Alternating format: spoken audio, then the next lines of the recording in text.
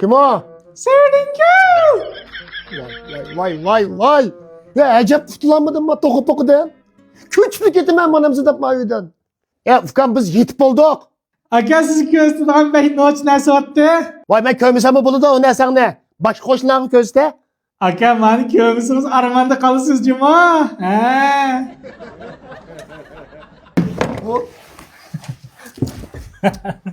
Digine nimini közse. Dan dan dan. Muşuma? Dutta ken bu? Ey aka mau degan Dutta Pro Max. Mana 7 avlod çağan Dutta aka. Silini çilivasın deb Qashqarni ota ayta akeldim ben. Ufkan, oldu uzançılı ola oldu. Ya aka unda qo'y bir chilanga. Bir chilanga aka mana. Bir chilla. Ne bu?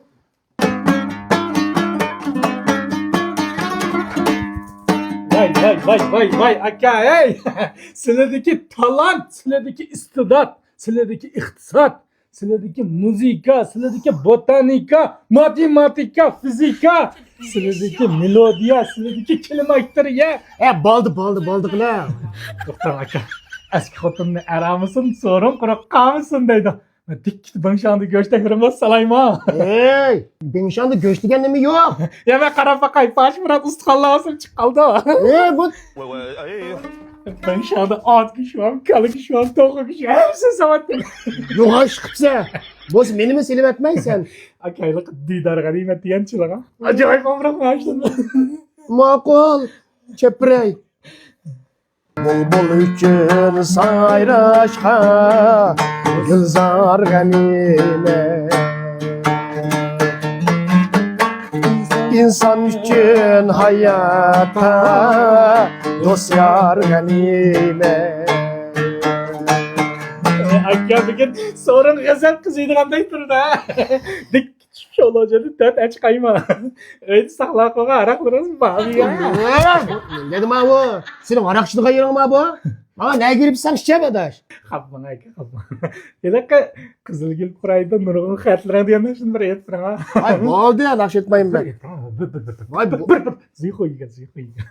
Makul, itay. Ya amra qajdim. Vay.